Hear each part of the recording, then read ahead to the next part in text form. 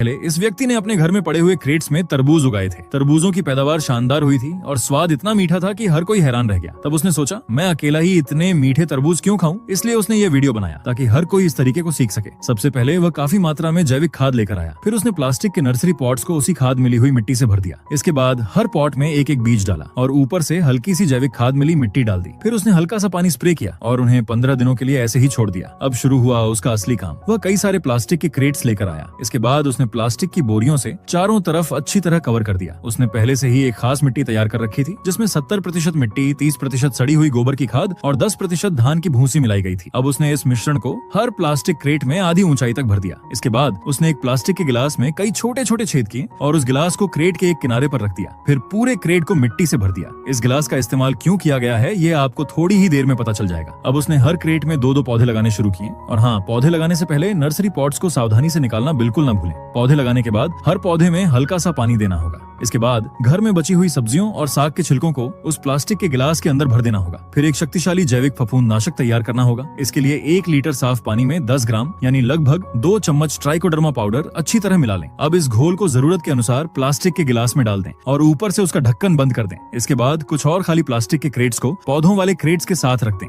40 दिनों बाद पौधे बिल्कुल ऐसे दिखाई देंगे, जहाँ ढेर सारे फूल और छोटे छोटे फल नजर आने लगेंगे। फिर 65 से 70 दिनों के अंदर तरबूज पूरी तरह पककर तैयार हो जाएंगे। तो दोस्तों, आपने अपने घर में इस समय कौन सा पौधा लगाया है? हमें कमेंट करके जरूर बताइए। 1 साल पहले